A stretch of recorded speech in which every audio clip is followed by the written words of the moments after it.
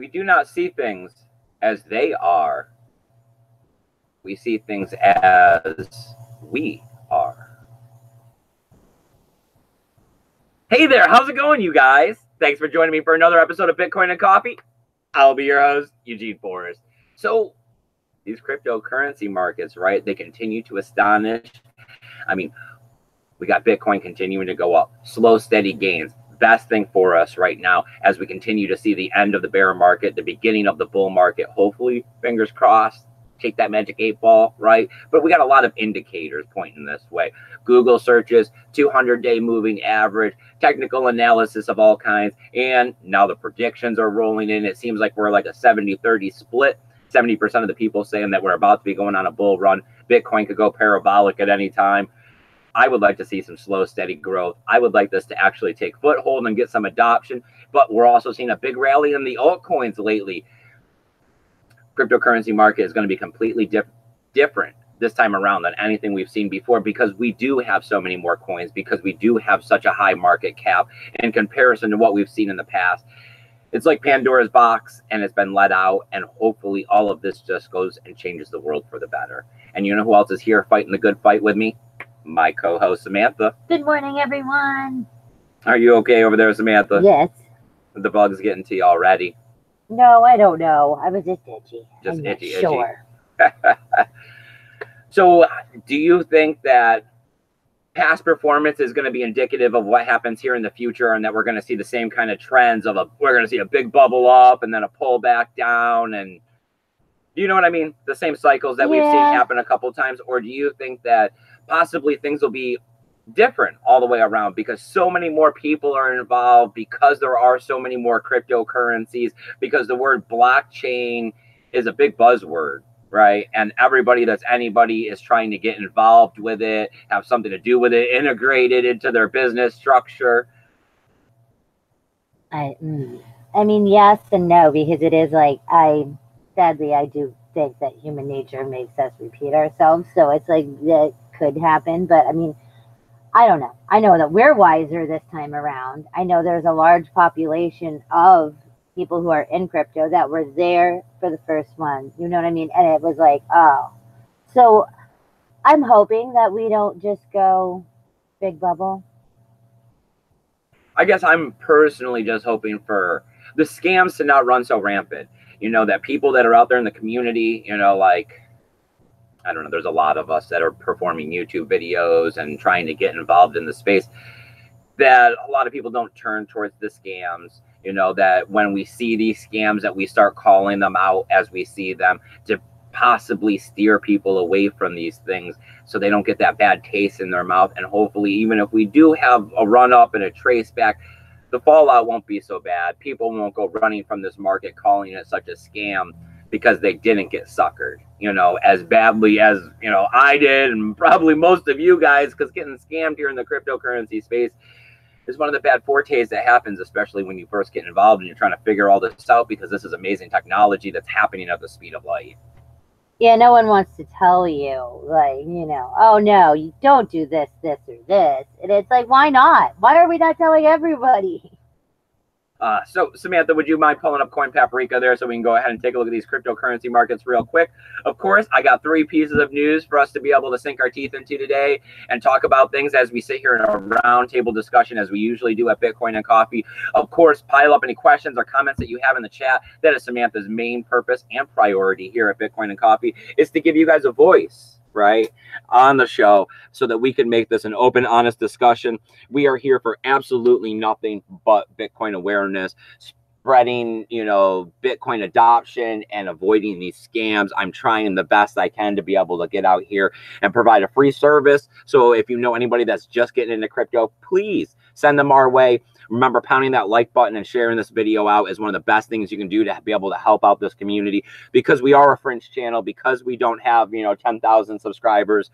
We're not posted on the side of other YouTubers' videos, but we have been in the space for a while, fighting the good fight. All right, as we look at Coin Paprika here, we got the market cap coming in at $180 billion. Yes. That's up 2.88%. We got the BTC dominance coming in at 50.41. Nice seeing it on the other side of 50% still. We got Bitcoin coming in at $5,162, up 1.98%. Slow, steady growth there because I consider personally 5% standard day trading. So anything below that, if we continue to keep seeing this pattern, that is slow, steady growth, hoping that we won't see a retracement and we'll continue on and upwards. Looking at a 24.97% gain in the week. Amazing. Ethereum, $168. That's up 1.38. Looking at 18.3% for the week.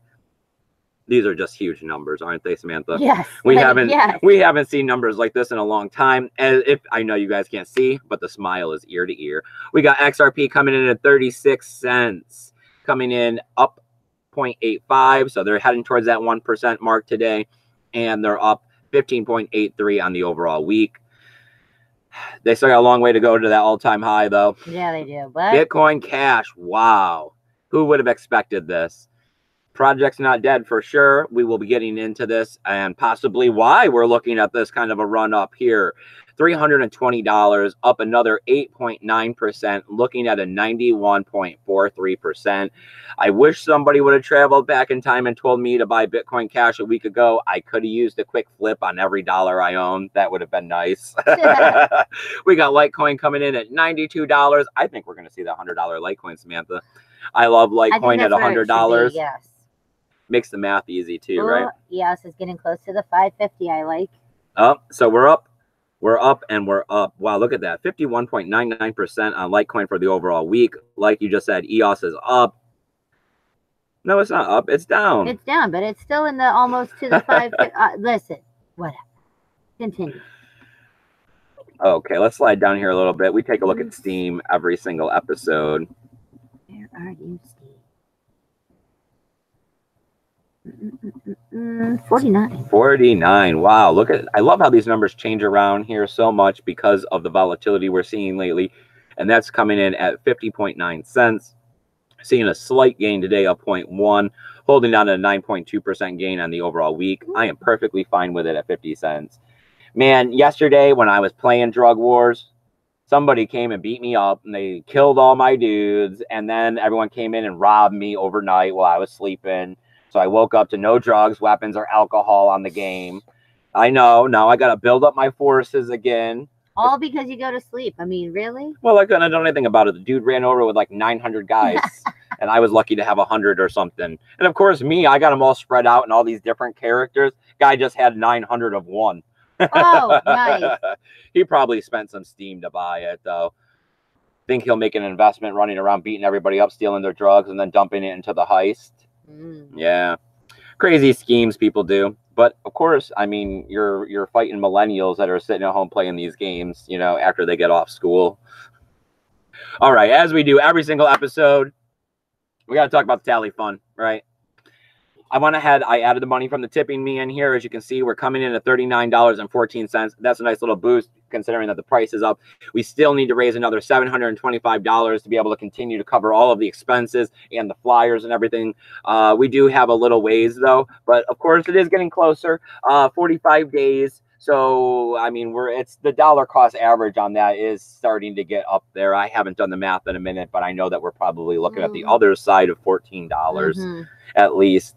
We're trying to get off to the Sunset Music Festival this time. We've done this a couple times before, Samantha, right? Yep. Every time we get out there and we do this, we get better at it. It gets better. We got 47 days until the event.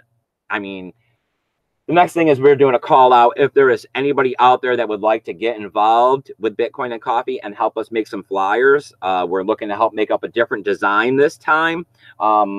Any ideas on any kind of flyers? QR code, no QR code, colors, themes, anything. Suggestions. I mean, you don't even have to be involved where you're helping me make too much. Just shoot me an email, hit me up on Twitter, comment to me, let me know what you're thinking you would like to see on this flyer, or you think would be a good idea to be able to help promote Bitcoin and awareness, because that's all we're doing here. It's a grassroots movement because there is no marketing department for Bitcoin. Bitcoin's done a lot for us, so we want to get back out there and give back to Bitcoin. And we want your help, right? Because this is like a carbon offset. We all have to work together to make this happen. That's why this is a digital peer-to-peer currency that's going to revolutionize the future. You need to tell everyone. Viva la revolution, Samantha. Viva la Bitcoin. All right, let's go ahead and stop the screen share. Let's pull out the backyard. Let's pop up the chat.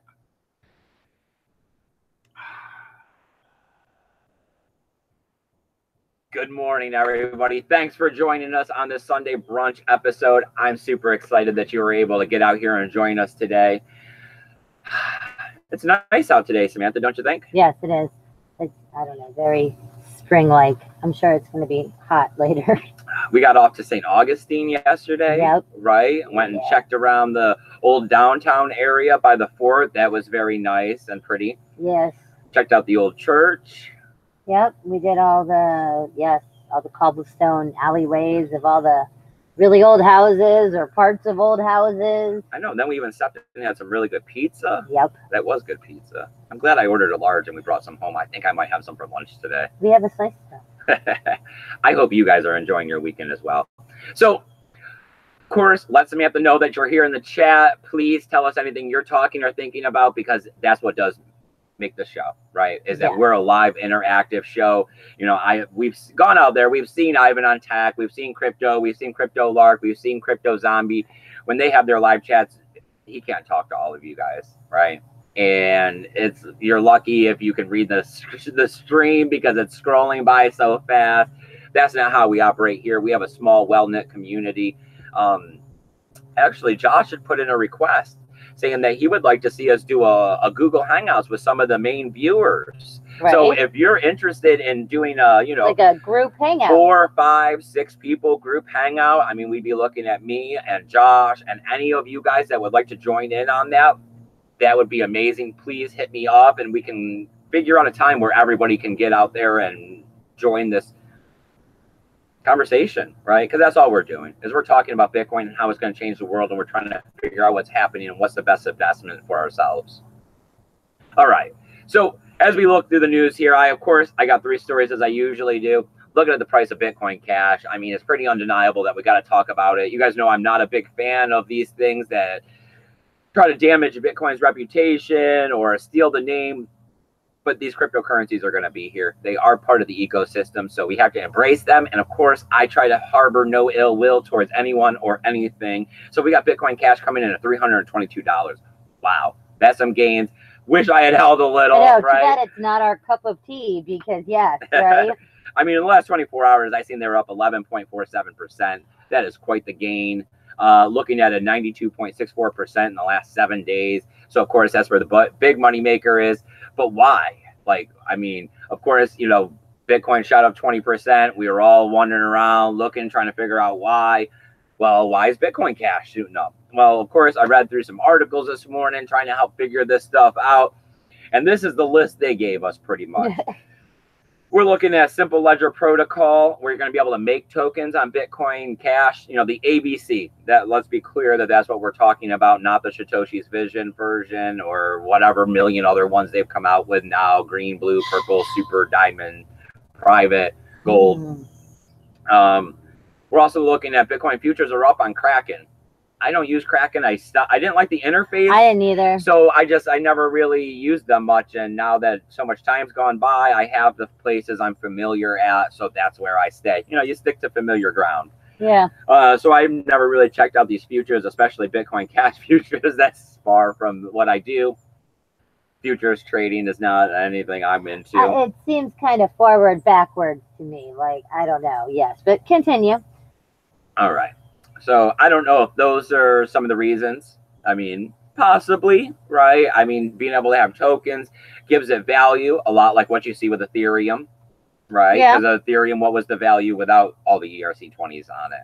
Yeah. Then futures, we seen what it did for Bitcoin. It crashed it down. Well, maybe if the market is manipulated and you want to go use the futures in the other way, you could go ahead and pump the price up. I mean, I haven't personally checked in the statistical numbers of what's happening on the futures. I mean, somebody will come out and tell us if that's what's happening, I'm sure. There's a lot of investigative reporters out there. Somebody will let us know, yeah. Then we got this one I thought has absolutely no hold on it, but Bitcoin.travel, where you purchase flights and crypto. We've heard, I think that's the one that Ken Bozak has talked about that he uses because he purchases everything in cryptocurrency. But they're also accepting, and they started accepting Bitcoin Cash besides just Bitcoin, but they're also taking some other ones. They got Ethereum, Litecoin, Doge, Ethereum Classic, Dash. So you pretty know much how many this doggies you would need for a plane ticket? I would like to purchase my trip to Tokyo in Doge, please. Here is my 1,614,000. Like real. Oh, ooh. Maybe that's what we should do just for fun, and we can screen share it. We'll get cash. We'll turn it into Bitcoin. We'll buy that many Doge at the exchange, and then we'll buy a flight. I mean, I love the doggy, but yes, yeah. Oh, I don't think you have enough to get you a flight to Tokyo. Oh no. Maybe if they shoot up to $1. Right? All right. So besides that funny little tidbit there, they came out with this. I mean, they thought that it was a ridiculous 6 month. Every 6 months they're going to have an upgrade. I mean, okay. It was supposed to be like a poke at Bitcoin because of the trouble that is, you know, with the scaling and the upgrading, but that's because of the decentralization, and you can't get everybody to agree on something. I mean, that's human nature for sure. So every 6 months they're supposed to do something. May is when we're looking at that, and we could possibly be looking at Snore signatures. So I mean, now we got tokens giving it value. We got futures that could be propping up the price a little bit. I guess if we're going to say Bitcoin.travel is taking over flights, we're getting some acceptance, right, of it not being a scam. Now we're looking at possible protocol upgrades. So, I mean, we're running along here with a nice, good list, I would say. But whether or not this is all true, you know, who knows? I'm not here for financial advice. I definitely wouldn't go buying it now, right, at 92% up in the last week. Yeah. And then I guess the last one we got out here is that they're calling for the Bitcoin Cash battle to be over. You know, that there was that time where we were worried. We watched it actually possibly, you know, they're saying may have been the cause to pull the price of Bitcoin from 6,000 down to 3,000, which is the point where I would have considered, if hindsight being 2020, that would have been the capitulation point. Yeah. So it is making a place for itself here in the cryptocurrency space. I mean, whether or not it's just throwing spaghetti at the wall to see what sticks. I just can't get over. I mean, I don't think it will matter if everybody in the world uses Bitcoin Cash. I probably won't. You're like, I'm out of crypto then forever. No, I'll just be like the dorky one that's still like, you know, that tries to use a check when like it's like, and, you know, I'll be the one. You'll be the old lady at the cash register going, no, take my Bitcoin. No, my Bitcoin. Take it.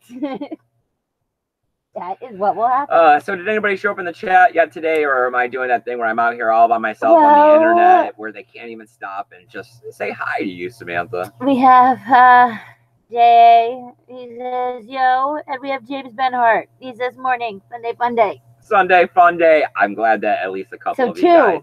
I'm glad that a couple of you guys don't think I'm crazy, right? That I'm not just some loon in the woods ranting about this digital cryptocurrency and how it's going to change the world, and there's actually this underground revolution happening, which is different than any revolution ever, because you can voluntarily give up your fiat cash, get a cryptocurrency, and either nobody's going to know, or they're not going to at least come to your house and beat you up and mace you and put you in a detention center. Yes, so far no one has like outlawed, so yeah. Until that happens, which God, I hope it can never happen. And then it's like, then we would just find better ways to like hide our hardware wallets and hide the stuff that, you know.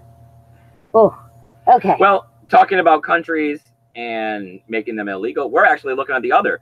During the Deconomy conference in Seoul, Korea, we're seeing positive things coming out of the Korean government. So that's always a big plus. We're actually hearing quite a bit of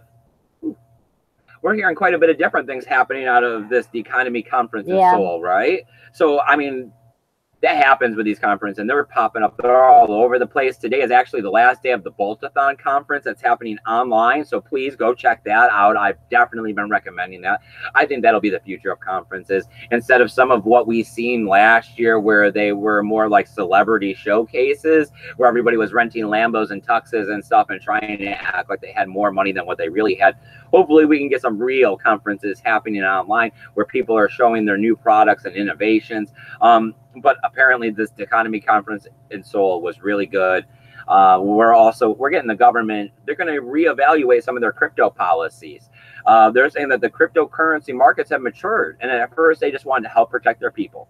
So we've heard that out of government before, and it's understandable, right? I mean, if you're going to have open eyes and take things from an empathetic point of view and be able to see all sides of the fence, you can see where the government would want to protect people against something that is rampant with scams and your volatility. Government is supposed to be smarter than you, right? Yes, he's protecting.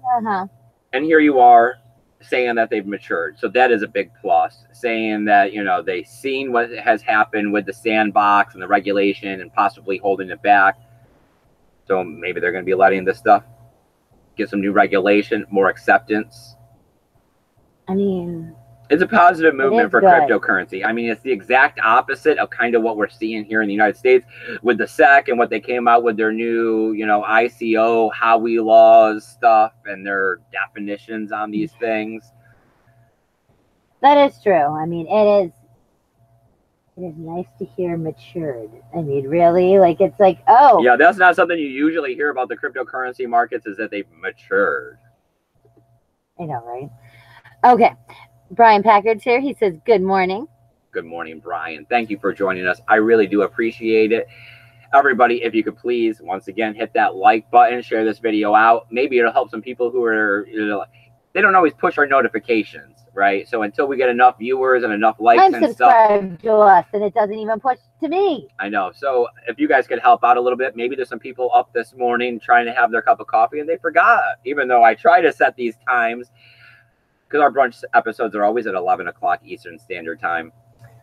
And James Benhart says, we will see what Bitcoin does tonight. Sunday nights, they usually beat down Bitcoin. But Bitcoin's slowly rising today, so you never know. I know it is. The market does feel different. Yeah. The exuberance it's almost, you can taste it in the air. That everybody is excited for Bitcoin. They want to see this shoot high.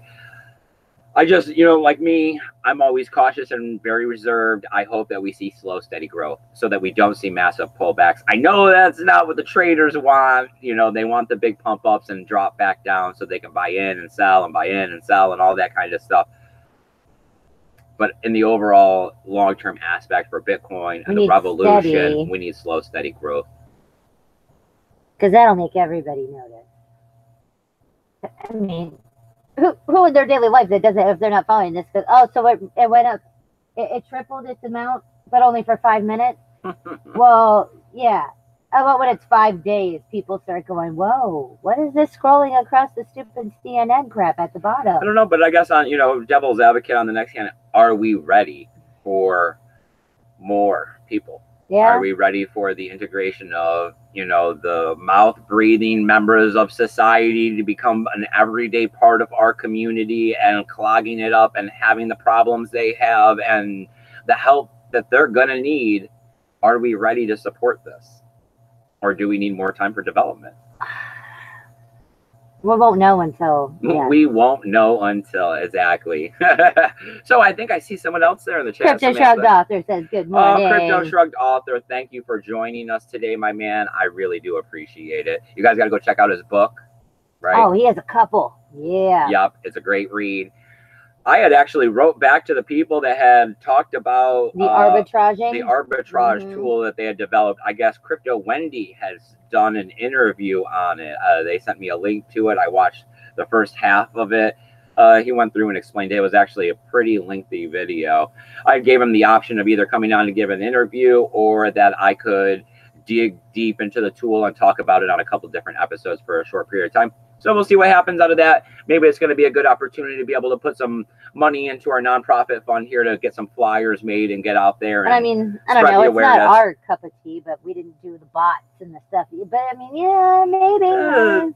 The amount of Bitcoin that I have, possibly or not possibly, let's say that, is not enough for me to want to perform arbitrage with. Yeah. See, I mean, I would want 20 or more Bitcoin to be doing arbitrage, or else really, what is the profit margin? I don't know. I know that I'm just not a very lucky or timely kind of person. So I just don't see myself being able to arbitrage like correctly. Like You're gonna go the other way. I would be stuck in the middle somewhere. Yes, it'd be like, so now I'm down $200 just cause like didn't even make it out of the first exchange. That would be all right. So we got the Samsung Galaxy S10. Everybody was ranting and raving about this phone, right? Oh yeah. And apparently you can hack it, but I don't know. I think the article was a little bit of a fluff piece. It has a lot more to do than just the wallet. It leads into biohacking, and that you can pretty much take someone's fingerprint, probably off of their phone or whatever device you're trying to hack, right? The laptop, the tablet. I mean, if you're that close, then anything of theirs. And that you could take it and manipulate the image and then 3D print it and use that to be able to enter or gain access to whatever it is. And the guy seen his fingerprint on a wine glass, which we've all, you could see the fingerprint on a glass, right? Yep. Well, he took it, he copied it, he did this on his third attempt. He finally get it right. Now that he said that he knows how to do it, he could do it in as little as 15 minutes. So yeah, like we're talking like 2 minutes or 3 minutes to take the picture, to distort it the little bit you need to send it remotely off to a 3D printer that prints it in 13 minutes. Huh. So, I mean, this is a bigger deal than just the Samsung Galaxy S10. I don't have one of these phones, so I don't know if you. Oh, I mean, we didn't spend like $2,000 on one. Nope, we did not, Samantha. But I don't know if they have. A lot of the wallets we have, they have a PIN code. Yeah. That they also need. Yeah. So of course that would instantly. Yes. Put a halt to the situation. Now, see, our son was looking at your show notes while you were getting ready. Mm-hmm. And we were talking about, he was saying that, I mean, he knows, like his phone has a biometrics. He uses his fingerprint. Okay. My phone has, a biometric. I mean, apparently almost all of these newer smartphones, besides literally like the very newest Apple, that's their main security. You're not putting in PIN codes to open and unlock your phone and to do these things. Now, yes, I don't know, but then it's like, if you're already all the way into somebody's phone, can't you reset PIN numbers and do things on accounts? Because you're also able to get into their Gmail and their this and that. Oh, that's true too. Because you now have access to everything. Right. I mean, our son is 17 and he was like, oh, most of my phones don't even use their debit card. They pay with their bank app and just hold their phone up next to the thing, like everybody has seen. So really, once you have access, I don't know if that's pretty much like the SIM swapping. Like you can do a lot and get everything else you need. And then that's a real problem for everything. I mean, my son was saying that, yes, like if the newest Apple, it's facial recognition. So until they can like everything is facial recognition. Yes, mask. Yeah, but I mean, yes, I don't know. This is a lot bigger of a deal than just the S10. I don't know. I never use the biometrics. I usually go with, I like the 6-digit PIN. Some of them only allow the 4-digit PIN, but I usually put PIN numbers on everything. I just swipe. I'm just that swiper. Oh, everything's just wide open. Oh, yeah. Anybody can pick up your phone and do anything. You do it all the time. I know. You're all like, wait, do I have that app on mine or yours? Swipe, swipe. There we go. Yeah. Mm-hmm. Well, I mean, as your finances become on your phone, and it's not just your bank app, which you're trusting to be protected, right, through insurance and credit card fraud and all of that kind of stuff. And it does start turning towards more of a situation of cryptocurrency where you are your own bank and you have to assume responsibility for this stuff. And you should probably never really be holding all of your cryptocurrency on your phone. I mean, it's going to just turn into a situation of good practices. And then on top of that, like I'm saying, if you have a wallet with a PIN code, who cares? A wallet will not like email you a new PIN. No. You'll have to then go back to your recovery seed, which you should have somewhere not saved on your phone. Should be on a piece of paper, something somewhere. So it's just a matter of the times. There's always going to be a way to hack through something. There's always going to be problems. I think originally when these fingerprint things had come out, I had shown you that you could take a piece of tape and lift someone's fingerprint and then swipe it across the laptops. Yes.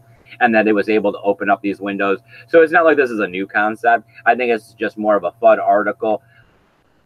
Just remember, people, set PIN numbers. Well, do yeah. what you have to do. And, of course, never keep too much money on your cell phone. I mean, 1970s James Bond. You remember, like, the little, you know, just do on the fingerprints and you're somebody else. I mean, come on now. Yes, I'm sure this is not a new concept in any way.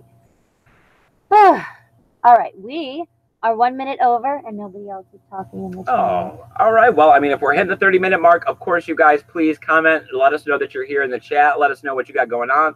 But otherwise, we're at that 30-minute mark where YouTube tells us if we go over it, not everybody likes to watch all that much. So I guess we'll go ahead and start winding down this video and wrapping it up. You guys know I like to provide my free help desk services, right? It's eugeneforest20@gmail.com. If you can't spell my name, it's listed down below.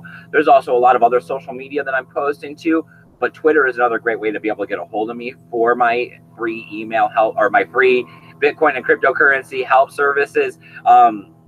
There's a link down there below to that because it's actually backwards. I think it's Coffee and Bitcoin. Yes, because you locked yourself out of the first one around. There's also some other social media that I'm posting to. If you'd come over and give me the like, the heart, the share, whatever on those, it would be a great way to be able to help out, you know, the channel and the community without taking anything out of your pocket. If you do have a little bit of that extra cryptocurrency, I have donational addresses for the Tally Fund. That is the best way to be able to give back to the channel, to be able to spread these Bitcoin flyers around and spread some awareness. Besides that, there's also a list of Bitcoin and cryptocurrency addresses at the bottom to donate to the channel and stuff. And there's also the PayPal link if you'd rather give fiat, because cryptocurrency at the bear market, you know what I mean? You want to wait to get profitable, especially before you start spending that stuff.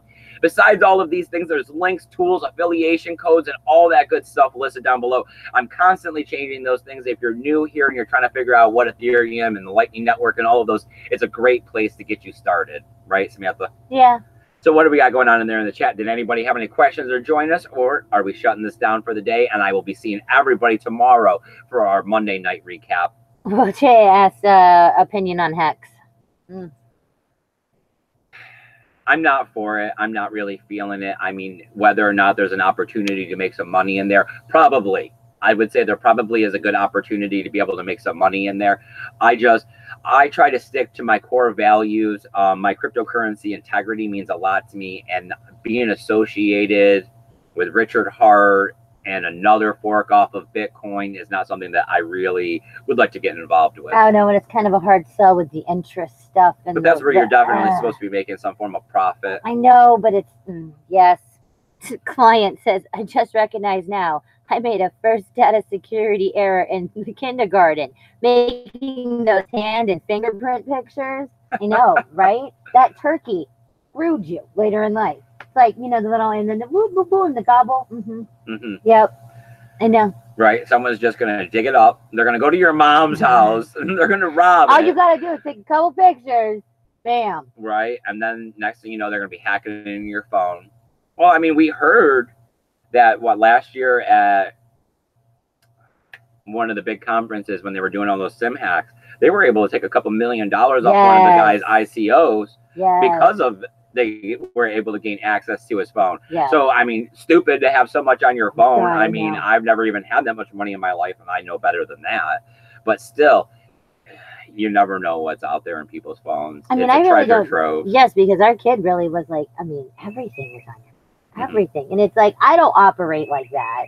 I don't, you know what I mean? But, I mean, maybe there really is a large percentage that, like, I mean, pretty much all of what you are as a person is on your phone and able to be manipulated if you get a hold of your phone, which is a horribly scary concept, but I don't know. It seems like today I've noticed that people live in two worlds. They live half the time in a digital world, and then they live the other half the time in the physical world. And the problem is that there's not as much protection or rationalizing or understanding really what the long-term ramifications of what we're doing in our technical lives.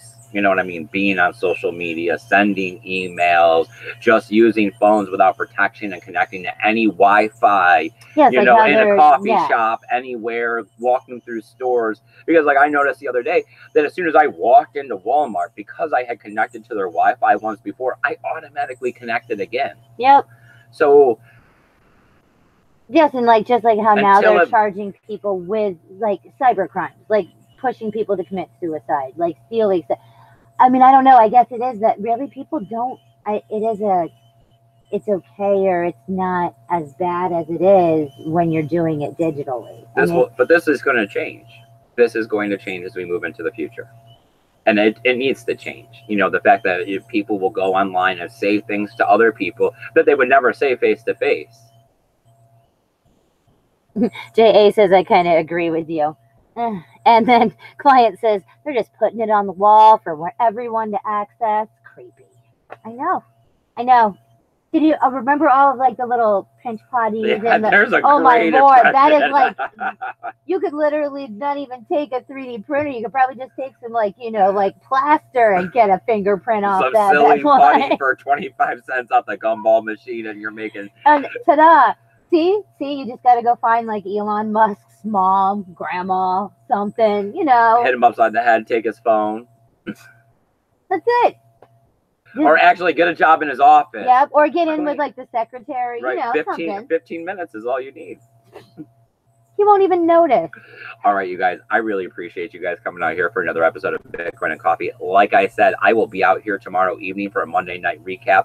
I want you to go out there. I want you to make the best of your Sunday fun day. I want you to love one another. And remember, I want you to keep your BTC safe. Bye, guys.